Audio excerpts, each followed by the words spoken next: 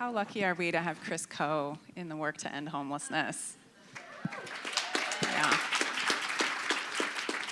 So I just want to start by thanking Phil Ansell, Meredith Berkson, and the whole Homeless Initiative team, not only for putting this day forward, but for centering this conversation this morning, for starting the day of dialogue talking about racism, poverty, and housing scarcity.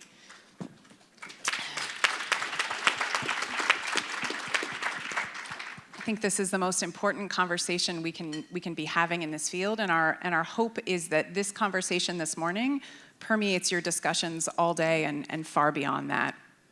So for about the next 60 minutes, we'll be talking about that. We'll be talking about racism, poverty, housing scarcity, and the impact and impediment that those dynamics have been to our work to end homelessness. And while certainly 60 minutes is insufficient in covering 400 years of oppression in this country, and certainly in creating solutions to that, what we hope is that this sparks deeper conversations, that for all of you, you walk away feeling inspired and motivated to both learn more and do more. So that is our great hope for our conversation today.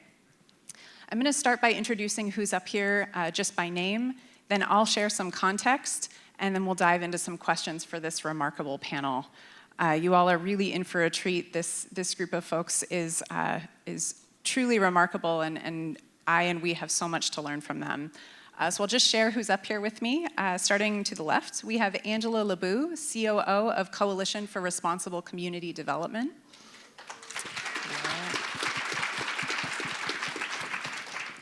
We have Monique King-Veland, Executive Director of the LA County LA County Community Development Commission and the Housing Authority of the County of Los Angeles.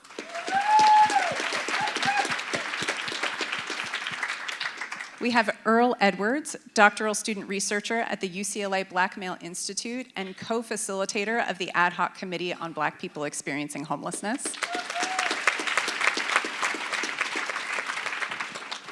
We have Teresa Chandler, Human Services Bureau Manager for the City of Long Beach. And Peter Lynn, Executive Director of the LA Homeless Services Authority.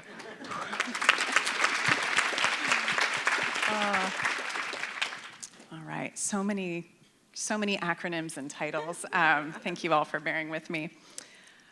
So I want to ground this in my experience and to be honest with you all, that I've spent about 15 years working in homelessness and economic justice, and I've known many of you in that time, and I want to be honest that for many years I didn't talk about race when it came to homelessness. I developed a very concise and clear definition. When someone asked me, why do we have this homeless crisis, I would say very clearly that our wages have not kept pace with the cost of living. I tried to say that as clearly as I could because I was aware of this dynamic around assuming that it was some kind of personal failing that led people into homelessness. So I wanted to combat the stereotypes and the myths around mental health, around substance abuse, and most importantly, around individual responsibility, and instead to shine a spotlight on the systemic dynamics that were at play. But what I realized is that as I did that, I did a great disservice to our field. And that in acknowledging the role of poverty, I erased the role of race. And race is, in fact, at the very center of this crisis. And so I feel deeply grateful to be able to have this conversation today and to bring that into our conversations front and center. So it wasn't until the last couple years, as Chris mentioned, I spent many years at United Way working with the remarkable Home for Good team, and it wasn't until I stepped out of that role that I was able to see the dynamics around homelessness more clearly. So ironically, it was in stepping back that I was able to see what was going on. So to give an example of some of the analysis that I was looking at, when we started Home for Good in 2011, there were 7,000 homeless veterans. And at that time, we set a goal of ending veteran homelessness by 2016. So 5 years we gave ourselves to end homelessness for 7,000 people. As I was leaving in 2016, the people in this room and the thousands beyond us had housed 17,000 homeless veterans, right? So simple math would tell you we started with 7,000. We subtracted 17,000. You would think we would be far on our way, if not done, right? But what we knew is that the homeless count that year was not going to show that. So we had 3,000 people, 3,000 homeless veterans who were still out on our streets. And I really wanted to understand why that was. So I started to swim farther upstream to understand what was going on, and I became a student of our history, of our systems, of our criminal justice system, our foster care system, our housing policy. And what I saw undeniably again and again was the presence of race and racism at the core of all of that. That was our present day reality, as well as the history that brought us here. And the most powerful thing that I need to remind myself of again and again is that social constructs of race, that race is man-made. This is not a biological phenomenon. And in fact, we're taught in school and in history that racism is an interpersonal bias or an interpersonal animus. But in fact, race was created to justify slavery. And over time has continued to perpetuate systemic inequality that we continue to see today. So what started with slavery continued with our Homestead Act, redlining, the GI Bill, continues through mass incarceration today. These are all of the things that it's so critical that we face into so that we're better able and better equipped to address them. So that's a lot of what we'll be doing today. We'll be facing these realities, and I know it's not a positive picture always. I'm such a deeply optimistic and positive person, and I feel so clear that it's critical that we face into the pain of our history and our reality in order to move forward. There's a beautiful James Baldwin quote that inspires me around this facing, and he says, "Not everything that is faced can be changed, but nothing can be changed until it is faced." So that's the facing that we'll be doing today as we move into reflection and action. Also want to make just one final note about intersectionality. We will be talking about racism and poverty, and I want to acknowledge all of the dynamics at play around gender, sexuality, religion. There are so many factors that impact our experiences in the world and our experiences of homelessness, and I want to acknowledge that up front. So we're going to start with our incredible panelists by looking upstream. And I'll ground us in a few statistics. As Phil mentioned in his opening remarks, 9% of Angelenos are Black, and 40% of our homeless population are Black Angelenos. They're the only racial group that is overrepresented in our homeless population. We also know that 1 in 4 Angelenos are living in poverty. That's 2.5 million people living on the brink or in homelessness. And finally, when we look at housing scarcity, we know we need over 500,000 units of affordable housing to keep pace with the demand for affordability. So given all of that, and in the spirit of facing and acknowledging our history, I want to turn to Monique to get us started. And I want to start with some history. So Monique, you have a deep history and expertise in housing policy. You've developed hundreds of affordable and supportive housing units, and you talk about the deeply harmful impact of redlining. I would love for you to talk with us about what redlining is and the impact that you see of that today. Thank you. First, I just want to take a minute to say thank you to Christine, because this conversation couldn't have been teed up any better than what you just did. So thank you for that. Okay. Usually I don't have notes, but to do this topic justice, I needed it. So I'm going to have these to refer to it as well. I want to start with a quote that I think tees up this conversation perfectly. The quote is by George Santayana, and it says, "Those who do not learn from history are doomed to repeat it." So in order to have effective interventions and solutions around this sort of complex and intersectional issue of race, class, poverty, housing, and homelessness, and I could go on with the other things, but in order to do that, you need to have a deep understanding and, more importantly, a true acknowledgement of our history. Redlining refers to the practice of denying loans or services to an area based all or in part on race or ethnic composition. So starting in the early 1930s, the Federal Housing Administration, and I need to say that again, the Federal Housing Administration, not the private banking industry, incentivized lenders to reject home mortgages in neighborhoods with Black residents because they considered those mortgages in those neighborhoods to be more risky because of the racial and ethnic makeup. So residential maps were created for appraisers to show them which neighborhoods the FHA would favor. The maps were color-coded based on the racial makeup of the neighborhood and the likelihood of getting a mortgage. Red areas were predominantly Black neighborhoods and were the least likely to get mortgages. And this practice was eventually dubbed redlining. These maps would become the basis for informing housing and land use policies and programs at multiple levels of government, federal, state, local, municipal, for decades.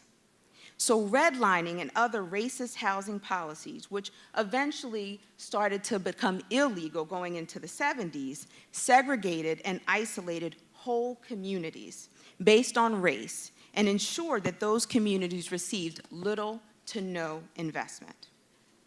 And even with the passage of the Fair Housing Act in 1968, the damage had been done. And we still feel the ramifications of those policies in Black and brown communities today. So according to the New York Times, for every $100 of white family wealth, Black families hold just $5.04. And the Economic Policy Institute found that more than 1 in 4 Black households have 0 or negative net worth, compared to less than 1 in 10 white families without wealth. So living paycheck to paycheck, being one paycheck away or one health crisis away from homelessness is almost inevitable. The wealth gap in America is primarily a housing wealth gap because housing equity, financial equity, not social equity or educational equity, makes up 2/3 of all wealth for a typical American household. So locked out of home ownership, many African Americans turn to renting and continue to find racism still unleveling the playing field. In our county, Black people, as you've heard, make up 40% of the homeless population, despite representing only 9% of the general population. But let me tell you, this is not just an LA County problem, because the numbers nationally are 40 and 13, respectively. This is a national crisis of inequality and institutional racism. So it's not surprising that 43% of our voucher holders are African American. But an October 2018 Urban Institute report said that 76% of landlords in Los Angeles County refuse to accept vouchers. And that number climbs to 82% of landlords in low poverty neighborhoods. And this is in one of the tightest rental markets in the country when we have a dearth of 500,000 affordable housing units. So we cannot approach a real effort to end homelessness without acknowledging the institutionalized racism, the policies and programs that government created: redlining, urban renewal, mass incarceration, food deserts, healthcare deserts. You can't have the conversation without acknowledging that that has systematically set back Black and brown people by generations. So I'm going to end, thank you. To answer the question, I'm going to end where I began. If we don't learn from our history, we are doomed to repeat it.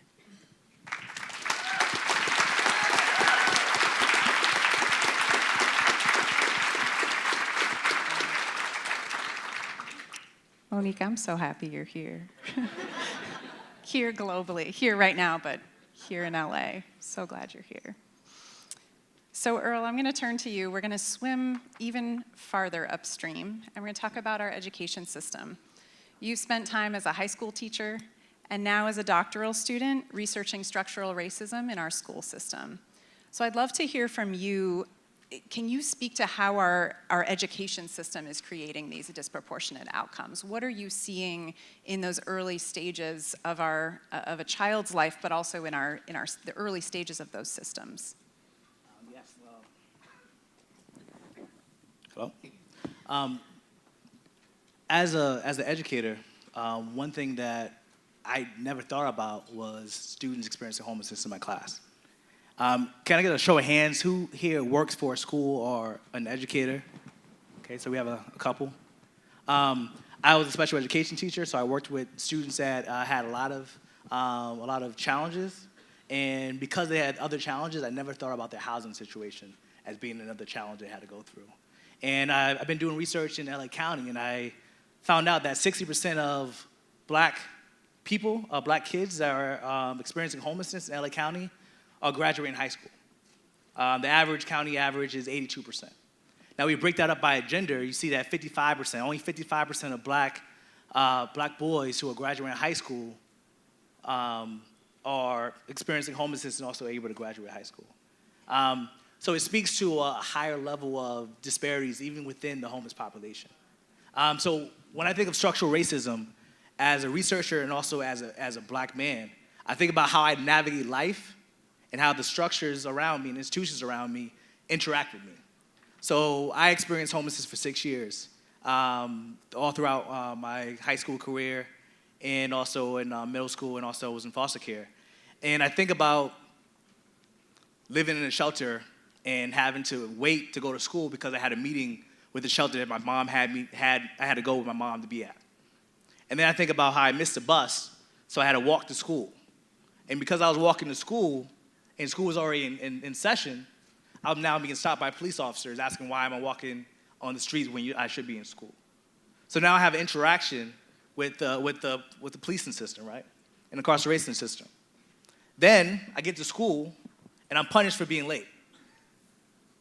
Now I'm getting a tardy, and as a result of being late and going to class, and now feel uncomfortable because now the teacher's looking at me like it's my fault. And this happens daily. And you endure this daily.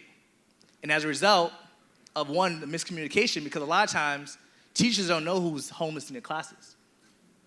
And also, county doesn't necessarily have clear communication between the school district and also county resources. So the school district actually identifies students experiencing homelessness.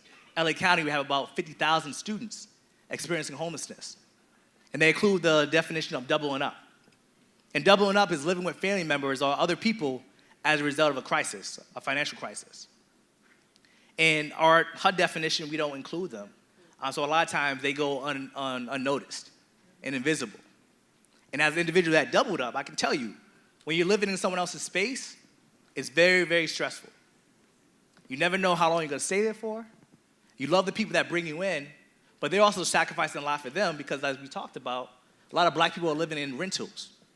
So now you're living in their apartment without actually being on the lease. So now you jeopardize that whole family, your family and the other family, from actually being homeless and actually experiencing homelessness. So it's a high stressful environment, which then leads to individuals leaving the house, not wanting to be in that space because it's crowded. So that means I'm on the streets more, I have more opportunity to have more interactions with the police, which puts me on a track to then have a record and then make it very, very hard for me to, one, graduate high school, but then also get a quality job. So when we talk about education as the upstream, I think it's very, very important to realize that we have numbers of students that are already identified as experiencing homelessness. And for black boys, 45% of them are not graduating. So what's happening is those individuals aren't graduating. They're probably able to couch surf for a while.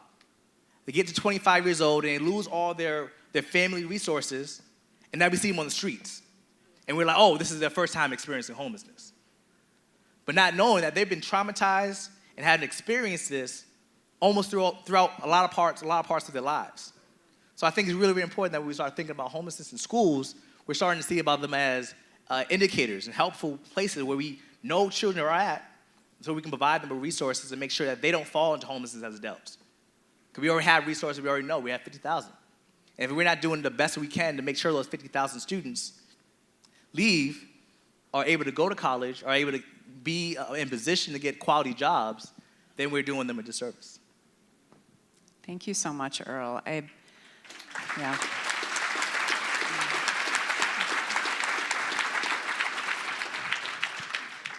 I so appreciate you sharing what you know as grounded in your own experience, and want to recognize and acknowledge the labor that you put forward in sharing that, as well as the tremendous labor you've put into the research and the work that you do. So thank you for that. And you talked about the dynamics of the criminal justice system and the foster care system as those systems engage with our youth. And I want to turn to Angela, whose work at CRCD is centered in that work, working with youth who are engaging with those systems. And Angela, I'd love for you to share with us what are you seeing as the dynamics at play for the youth that you're working with, particularly youth of color in South LA? Good morning. So, you know, when Earl was talking about the experience of bouncing around, like being late to school and the whole experience of what that does to a young person's educational trajectory, you know, I think about all of our young people who are in the foster care system, and when we do swim upstream, you know, so many of our young people in the foster care system are disproportionately African American, are disproportionately Black and brown. Disproportionately, we're seeing that that families are being essentially broken apart. They're more likely, our statistics, you know, the statewide statistics, but also national statistics show that they are more likely to be separated from their families. And what happens is that they, in some cases, are able to stay with a relative. Maybe they can stay with, in the homes of friends or family, but that does become tenuous. That does become challenging, and schools can be missed. I remember, you know, seeing some studies a while ago that every time a young person in foster care has to switch schools, they're missing time, and every week that they're missing is equivalent to almost missing a month of the actual academic lessons that they're getting in school. So more and more with every placement change that a young person in the foster care system experiences, they're also falling behind in school. They're on the street more, they're having more interactions with police, and they're being incarcerated more. Statewide, the Chronicle of Social Change actually published this study where they found that for every white juvenile child who's in the juvenile justice system, for every white child whose case is transferred to the adult system, that happens for 11 Black kids. Their cases are being tried in the adult courts more and disproportionately than their peers, and that does have very long-lasting effects on their abilities to be able to enter the workforce. If they are incarcerated for quite a long time and perhaps past their 18th birthday and beyond, they probably haven't completed the right to work requirements that you have to, if you're male, you have to sign up for service. And so if you haven't done that, and if you've been incarcerated for quite a long time, you come out of jail and prison, and you're still not going to have the right to work until you remedy that. And some people don't know that that's their barrier until they come to services where we're trying to navigate that with them, and we find, ooh, did you know you didn't have this paperwork filled out? And it's hard to explain that even though you were in the juvenile justice system, and even though you were in camps and then you were in jail, you were supposed to also fill this out so that you could work later when you get out. And we see that. So we see these educational disparities. So by the time we do see young people in our college persistence programs, they're quite far behind in high school credits. And we have to help them actually rebuild those credits. So those kinds of programs can actually give a leg up to young people But at the same time, they're also facing the barriers of housing instability. They're not able to have that safe and stable place to stay so that they can, pursue their academics and pursue employment.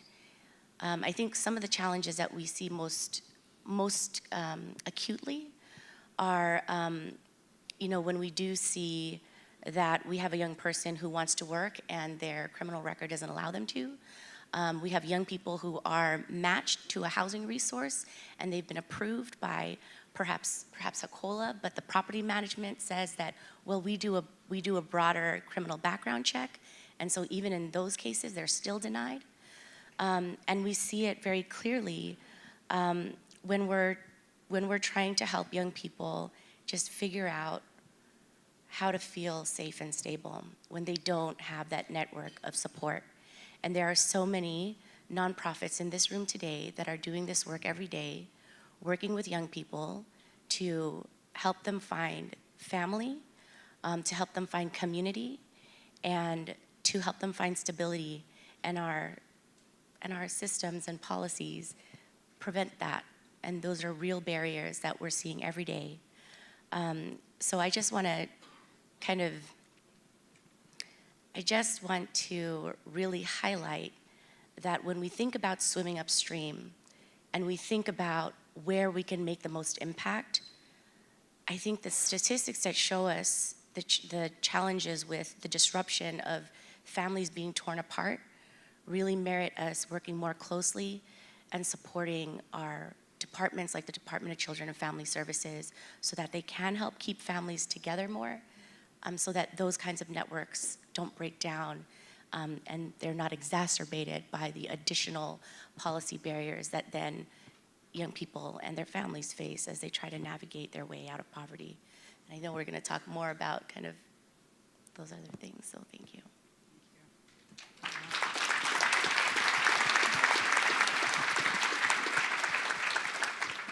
Thank you, Angela, for shining a light on the experiences of the youth that you're working with. And it reminds me of the simple definition I shared at the beginning, where I used to talk about wages aren't keeping pace with cost of living. And I think what each of you is highlighting is that while that's true, there are reasons for that, and there's a disproportionate impact. So when you talk about working to connect youth with employment and the impact that their histories with the criminal justice system and foster care are having on that search, that's such a critical part of the story. So I want to turn now to Peter and acknowledge the role that LASA played in bringing together the ad hoc committee on Black people experiencing homelessness. So through LASA's leadership, and I know we have two committee members up here, Monique and Earl, were both a very active part of that process. I also, before I turn to Peter, wanted to just ask if anyone in the audience who participated either as a member of the committee or spoke out through the listening sessions, if we could take a moment to acknowledge all of you. If you could stand, please. Thank you.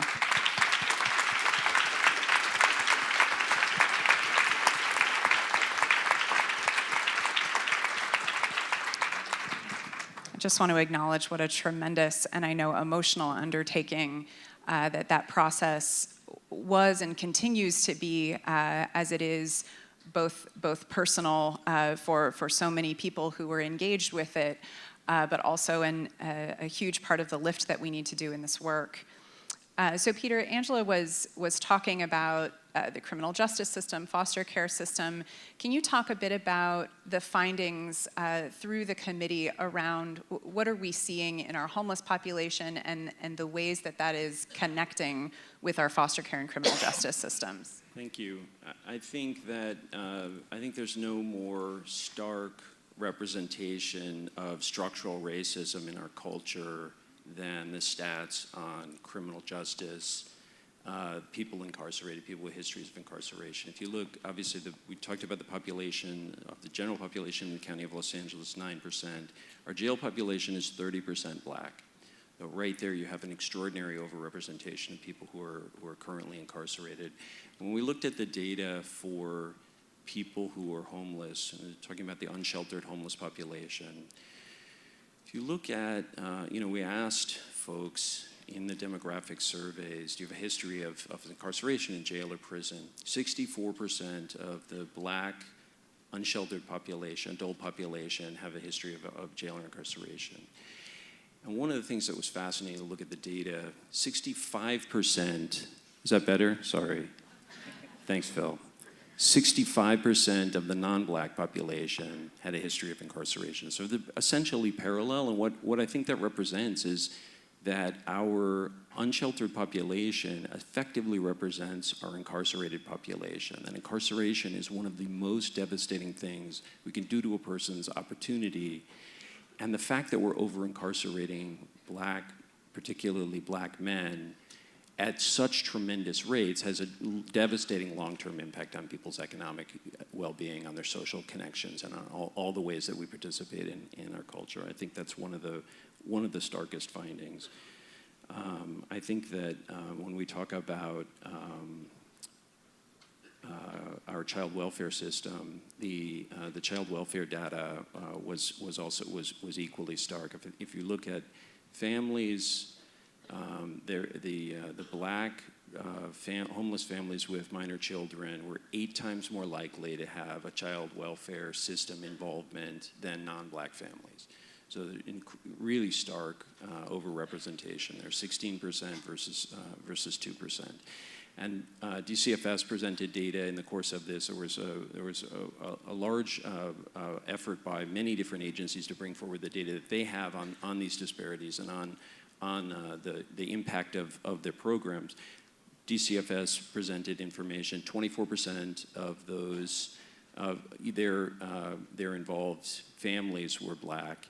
27% of those that had the children had been brought in out of home placement were Black. So there's overrepresentation in those data as well. And I think that looking at the impact of, particularly of criminal justice interventions, and the racial disparities that we see, and the long-term impact that has on people's employability, on their opportunities for housing, on their opportunities for integration into any other aspect of our culture, but also the extraordinary trauma that people experience in that process and that then have to heal from. I think that's it's one of the most powerful indicators that came out of the data that we have.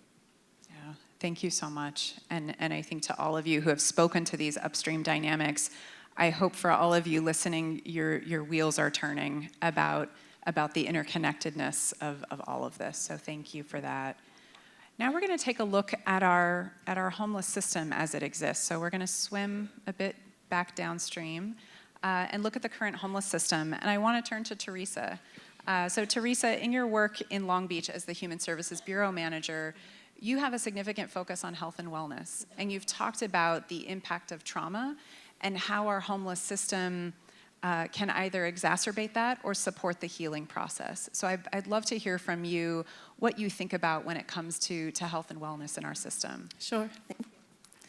So Long Beach is one of 3 city-run health departments in the state, and I take pride in our vision of promoting a safe and healthy community in which all people can live, work, and play. But it's a statement that is not taken lightly, and it definitely doesn't come easy.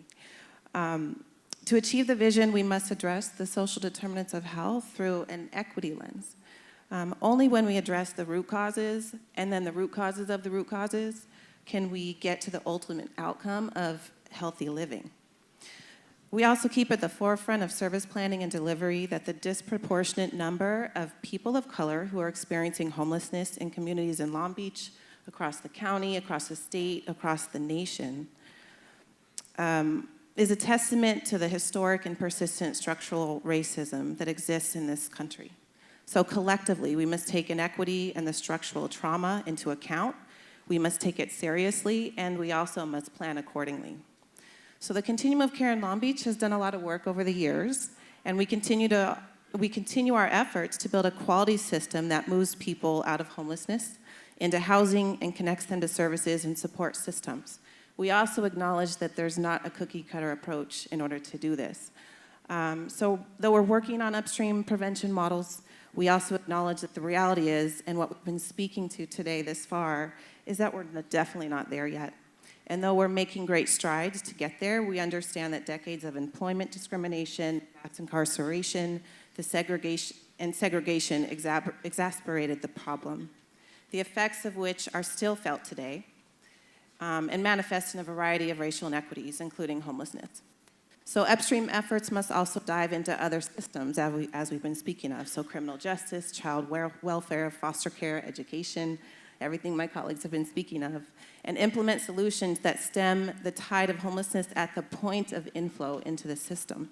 Such interventions must also be equipped to address minority stress, multi-generational trauma, and violence. So our programs and policies need to fit right in with how to address those as we're going forward. So again, no cookie cutter approach because everyone has a unique story in coming into our system. So all partners in our particular continuum of care are trained in trauma-informed practices. However, with the workforce that turns over, we acknowledge that ongoing training and policy practices are necessary to create a trauma-informed system of care. As a health department, we acknowledge how important it is to provide secondary trauma for our employees and contracted partners who are working directly with clients and participants in the programs as well, because many of them have lived experience or have family with lived experience. Our outreach network is an interdisciplinary team that's made up of health department outreach workers, a public health nurse, Long Beach Fire Department, who are quality of life officers, paired up with a DMH clinician. We have the Long Beach Fire Department, where they're paramedics who respond to calls directly with the outreach team. We have the Long Beach VA, we have several community partners who are all trained to address trauma and mental health first aid. This team builds relationships with people with the mindset of never giving up on the possibility of yes. They are very tuned into providing trauma-informed care as they encourage people to accept services, knowing that it takes many, many contacts to engage people and to get people to say yes. So looking at the larger system, so in 2015, the city launched the Long Beach Trauma and Resiliency Informed Task Force that spent 15 months planning and developing an action plan for creating a trauma-informed Long Beach. Simultaneously, the city was awarded funding to train city and community partners in trauma-informed care. I believe we trained about 1,300. Support this and strengthen families. We supported the Strengthening Families Conference and implemented a city-wide trauma-informed awareness campaign. The city also was provided funding to continue work of developing and strengthening across systems citywide trauma and resiliency-informed approach. We will be focusing on supporting organizational delivery as well as supporting organizational culture and policy shifts. So that's looking at different departments and organizations across the city and really getting in and working with folks in how to change policy to address trauma across the city. So ultimately, Long Beach has the goal of weaving trauma and resiliency-informed care into the city fabric so that we become a trauma-informed city at large. Just an Thank you. example. Wow. Thank you, Teresa. I appreciated as we were preparing and chatting about this panel, the way that you centered this need for trauma-informed care at every level. I think it's such a critical piece of the work. And I want to build on that and turn to Earl and ask you, you spoke at the beginning both about your personal experience and what you've learned and studied and the work you did on the ad hoc committee to understand the experience of Black people navigating our homeless services system. And I would love for you to speak to what you've learned about that experience, what you've seen and heard. Yeah, so when you look at the quantitative data, you'll find that Black people are actually using the services at the rate of them experiencing homelessness. So about 40% of Black people are experiencing homelessness. Those who are entering services are about 40% as well. However, contact is not always the same.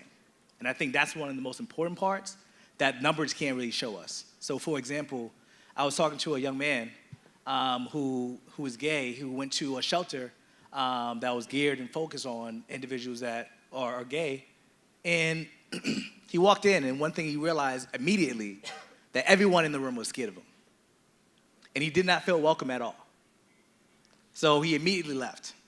And when he left, that means he left one of the best programs that were going to be helping for him as a result of the lack of racial awareness and also the implicit bias that was happening in the services that were actually being provided. I talked to a lot of individuals who are in shelters, and particularly black women. And they talk about being re-traumatized by going through the shelters and having negative interactions on the basis of them being black and them being women, in terms of them being seen as being too authoritative. In terms of younger people talking to 60-year-old women and talking to them like they're their friends and not showing the deference and respect to them. So these little interactions that are happening within the spaces that are being used to provide supports aren't helping those black people. And as a result, black people are leaving early, having to return because they're not getting the supports, the adequate supports they need in order to actually thrive. Another example that really stuck out to me was we was doing a listening session in West Adams, and a 6-year-old woman was talking about how she's been experiencing homelessness for the past decade. And she had a stroke. She's been living with different family members on their couches. And she talked about the issue of having to lie to get services. Having to lie and say she's not staying on someone's couch. Because if she says she's staying on someone's couch, she's not actually seen as being homeless. And as a result, going against her Christian values, she has to lie in order to get services. And I think about the black family and how black women are the anchor for black families. And we think about a 6-year-old woman who is a mother, who is a grandmother, who's providing support, love, care for a host of other families. What happens when that person is now experiencing homelessness and now displaced? What happens to that whole ecosystem? And what ends up happening is we see her in the homeless shelter. However, we don't see the children that are now being traumatized and will be in the homeless service centers later on in life as a result of the trauma and displacement. We don't see them. And I think it's very, very important that when we talk about, it's very, very important to have trauma-informed care, but also we have to talk about implicit bias. We have to make sure that we're culturally aware, and not just culturally aware in terms of race, but also culturally aware in terms of actual regions and locations. Because being from South LA versus East LA versus Antelope Valley is very, very different. And if you know someone from those areas, you can attest to that. So if you're treating everyone the same, you're doing them a disservice. And so I think when we look at the numbers, we don't see this. And that's why I think it's very, very important. And one of the things that we recommended with the ad hoc committee is having more qualitative data to be able to dig in and see what are the experiences of black people experiencing homelessness? Why are they having these different outcomes? Because we know contact is not always the same. And we can see that with the criminal justice system, right? In terms of you having an interaction with a police officer and being black doesn't necessarily correlate to the same results as you being a white man having an interaction with a cop. So it's very, very important that we're looking at the quantitative numbers, but also putting faces and talking about it as individuals and humans. That's one of the reasons why I shared my story, is because I want to make sure that we have a face to whenever we talk about this, because it's very, very important and we can't overlook that point.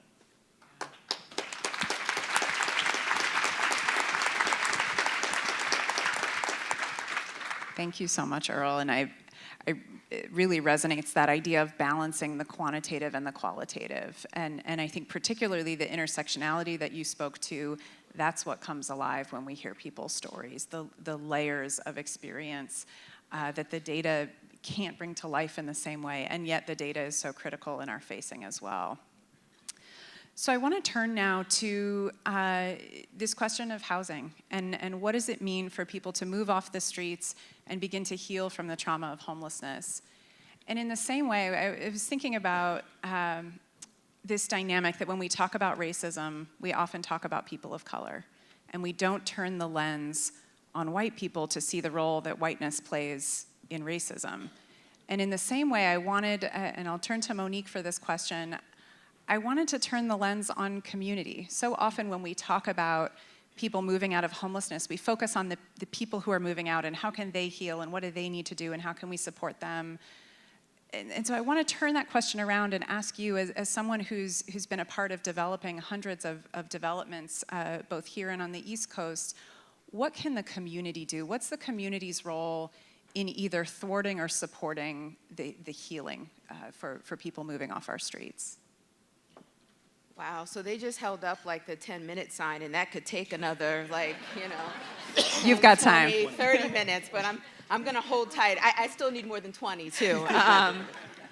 So here's what I'll say. You know, when I started doing this work almost 20 years ago, we weren't even talking about bridge housing then or housing first or all these different housing models. And then sort of fast forward, and now we're very focused around bridge and housing first and getting people into home, right? But here's the thing. Putting people into a house is not necessarily creating home. So if you build these great permanent supportive housing projects and we get people into houses and we talk about wraparound services, but you are in a community where it is clear people don't want you, where you don't feel connected, then we've almost done a disservice. And that's not really coming home. And that's really the impact that communities can have from a negative perspective that we all need to work on. So I would just sort of say two things. One, for all the developers out there, for the homeless services providers out there who are working with developers, we really need to give more than lip service to wraparound services. And we need to understand that wraparound services means making sure that we understand, for Earl's point, that homelessness is not monolithic. It is intersectional. It is not always going to be a substance use disorder issue. It's not always going to be a mental health illness issue. Suzette and I had this conversation this morning. It's going to be multiple issues. And so your services need to understand that it's not monolithic. We need to understand that it's intersectional. And we need a race and equity lens on the services as well. And if the funders, like us at the county or the cities or others, aren't respecting that, we need to make sure that they respect that, because that becomes key to giving someone peace and healing in their homes. And the second thing is we need to go out to communities. We have to connect. You can't build a community within a community without connecting.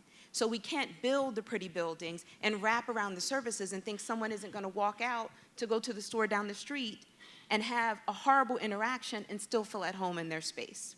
So I think that's where it becomes really important. It's about building multiple layers and connecting with the surrounding community and making sure that the services we provide are as individualized as possible, or you will not keep people housed or make them truly feel at home.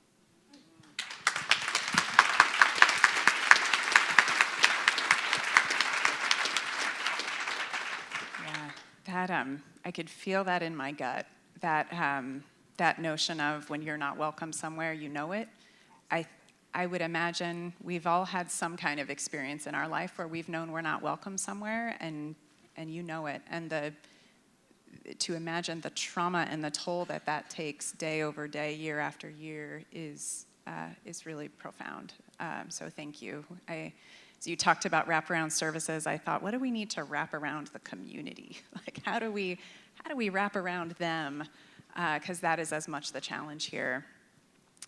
So with this focus on housing, I want to ask Peter, if, you know, in last year's homeless count release, you spoke to the need for affordable housing and the squeeze that the affordable housing shortage was putting on our communities. Can you briefly speak to what that looks like? Well, you mentioned the stats. The California Housing Partnership does an assessment of every county in California every year to look at the gap in affordability. As you track over the last several years, it's gotten worse and worse and worse in LA County, to the point where we have a deficit of 567,000 units of housing affordability, just a major American city in its own right, in Los Angeles County. And if you look at data from many different sources, I think I look at the Harvard Joint Center on Housing Studies. They have an annual housing assessment report for the nation. Los Angeles County is the least affordable community in America year after year. And the pressure that puts on low-income Angelenos is extraordinary, but the racism implicit and explicit in our housing market really concentrates that challenge on Black Angelenos. And I think we see that. I mean, the data are harder to get at. We can't see sort of eviction data by ethnicity. We can't see some of them, but I would I would, we would see it in housing success rates in the Section 8 program, times to get people leased up, challenges with VASH voucher holders who were more African American than other voucher holders, and markers that should suggest that there's a significant challenge with racism in our housing market, and just the, as Earl pointed out, the qualitative experience that people have, and the articulation that they can make in things like the city's affirmatively furthering fair housing report,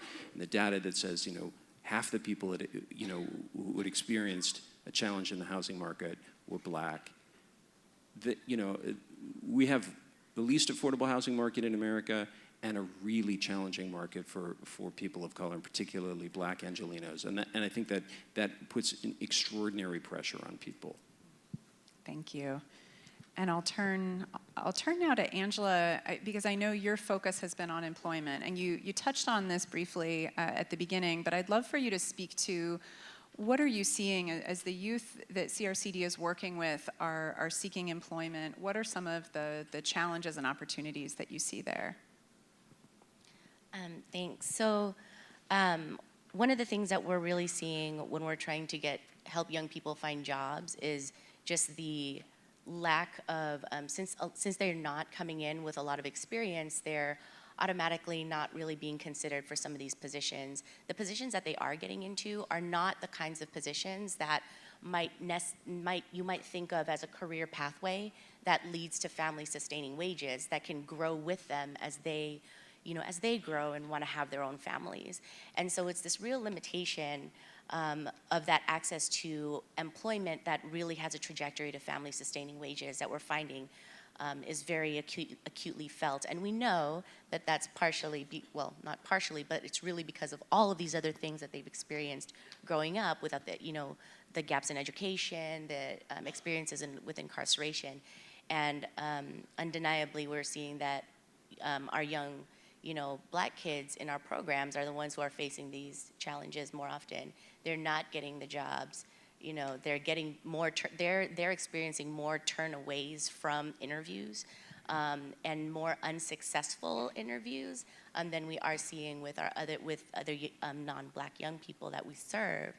And when we do get them into housing and they might be working, then there's this other challenge that happens, that not only are they stably housed, but they have also been connected to a slew of remarkable benefits, CalFresh, Medi-Cal, a slew of different remarkable benefits. But as they start to be offered positions where they can make more money, now they have to choose between being able to get that raise or get that promotion, accept that promotion, or losing benefits for their child, because now they might have maybe their young family, and about a quarter of the young people we're serving are young families now.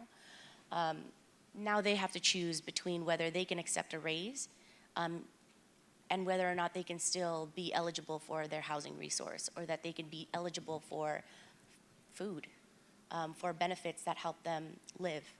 And so I think that's part of the systemic issues that we're finding, is that because we're seeing a lot of, at least with our organization, and I feel that this is probably likely with others, and I think the data that we've all kind of shared today really expresses that, we're seeing more Black folks accessing these different public benefits, but then it's almost like a disincentive, to move forward, if that means losing this safety net that you've been building and cultivating with folks who are now part of your community.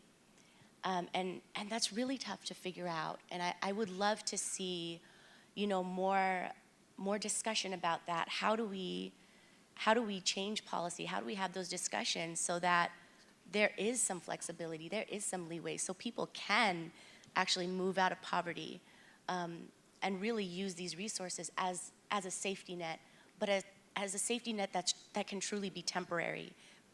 And I think that's one of the hardest things we're seeing right now. And in the community where I get to work for today in South LA, the historic South Central area, there's been historic disinvestment. There used to be a lot of factories, there used to be industry there, and when those left, it left families, it left neighborhoods without those resources and that ability, to get into industries and fields where they can build those family-sustaining wages. And we are seeing the generational impacts of that with our young people. Thank you so much, Angela. Isn't this a remarkable group of people? Right?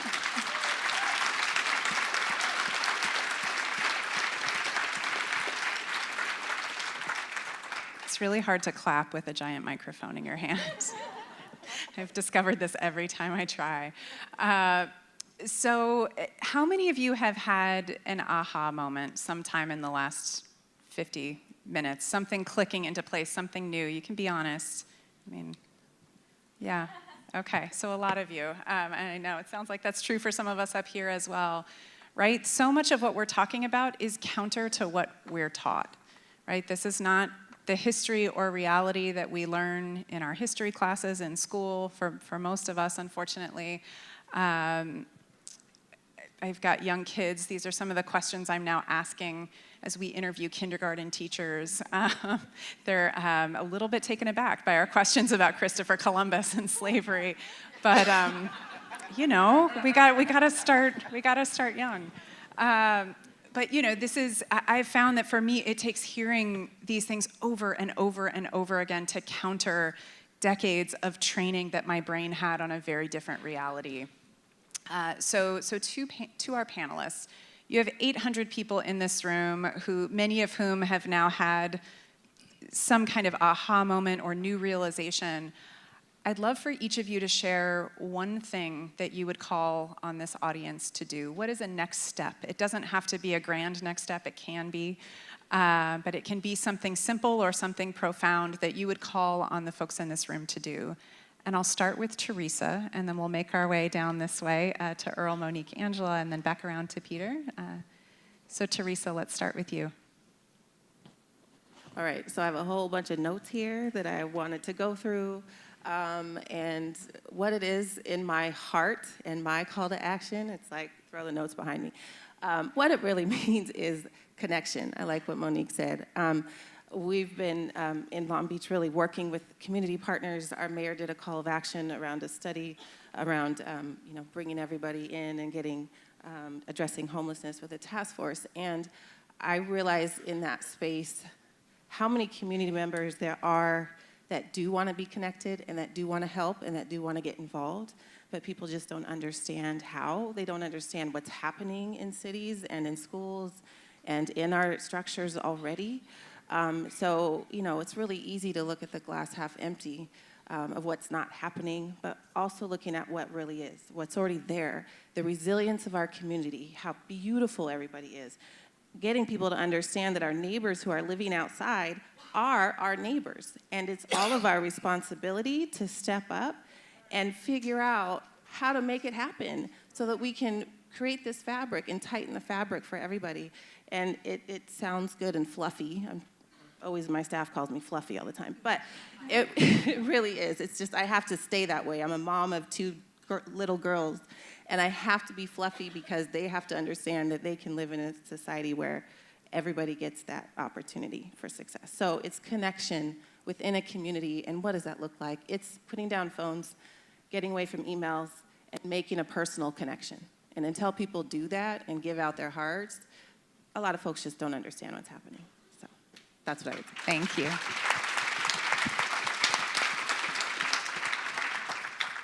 So for me, it will be a question. So how are we developing leaders who have experienced homelessness? And if you look at your organization, how many of them that are in leadership positions or on your boards have experienced homelessness? And I think it's very, very important that we start thinking beyond, because I know we have a lot of individuals that are working now more on a lower level in terms of recruitment and helping and support, because they're really, really skillful and qualified to do that, because they understand the experience of individuals that are still going through it. However, how are we making sure that those individuals don't get stuck in that position that doesn't pay a living wage for them to support their families long term? And I think that's one of the things that we really need to start being thoughtful about, because a lot of people, stories are helping, but in a lot of ways they're being exploited. And if we're not being careful to making sure that we're giving sponsorship for those individuals to become leaders in this fight, then we're never going to allow them to actually be in a position of power and also to talk about the nuances that they understand that we just can't understand as a result of our positionality. So one thing I would challenge everyone to think about is, who are you sponsoring that experience homelessness, and how are you developing them to be even stronger advocates, but also have the leadership skills to lead teams and also push policies forward?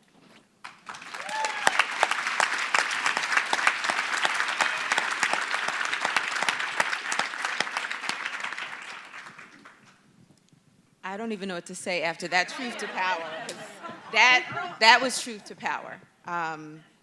That gave me homework. Thank you. That did. I have two things. I'm going to take a little liberty. One is what I'm going to call a pebble, easier to do, and one is a boulder, okay? Here's my pebble. There's an exhibit that is opening tomorrow called Undesign the Red Line, if you haven't seen it. It's at LA Trade Tech, and it's going to go from February 7th through March 31st. And it shows the impact of redlining specifically in Los Angeles County. You can see which neighborhoods still have the same racial makeup they did and which neighborhoods have changed.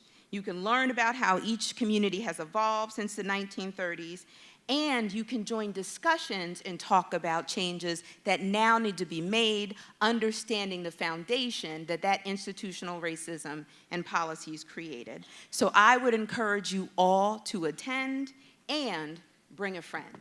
Tweet about it, Facebook about it, Snapchat about it, whatever it is you do it, talk to people, connect, and bring them with you to that exhibit. That's my pebble. That's easy. I have a bigger one. The second one that I think is really important is I would encourage you all to talk to your state legislatures about the expansion of source of income protection to include housing choice vouchers. For those who don't know, California does have source of income protection, but housing choice vouchers are not considered tenant income, and thus landlords do not have to accept a housing choice voucher. I think if we're really going to have this kind of conversation, we're really going to have dialogue, and frankly, we're really going to have impact, we can't just do it in the city of LA. We can't just do it in the county of LA. We have to do it in the state of California. I would encourage you to encourage your state legislatures to lead the way on this in the country. Thank you.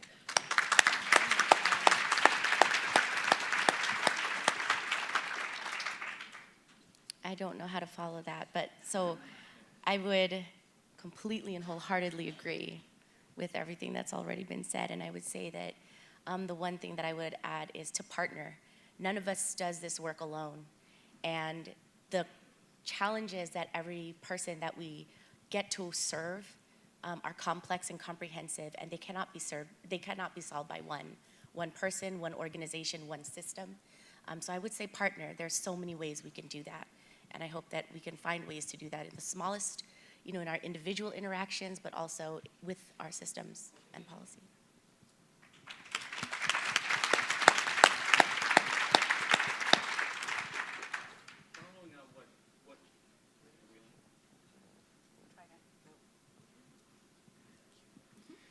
Monique nailed it.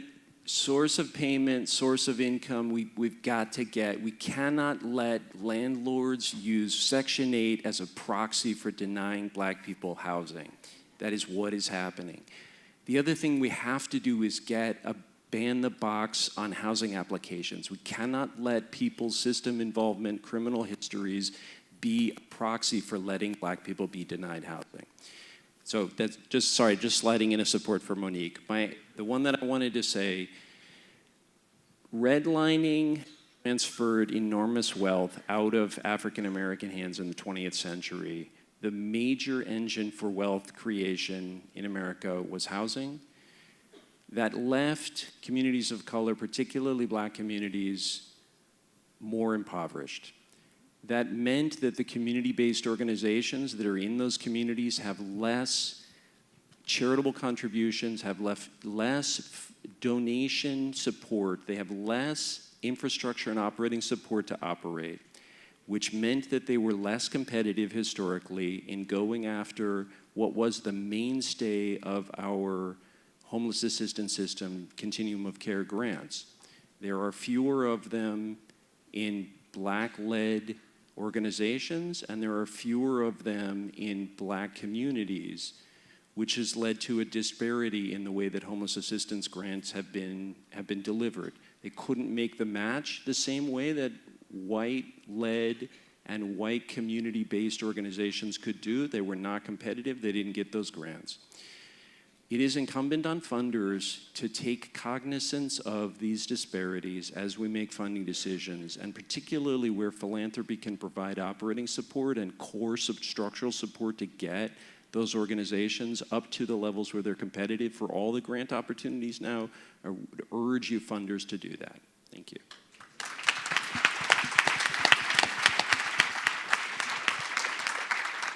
Thank you all. And I will add my 2 cents and just repeat, encouraging all of you to become students of our history and check in with your kids' teachers. See what they're learning in school as well.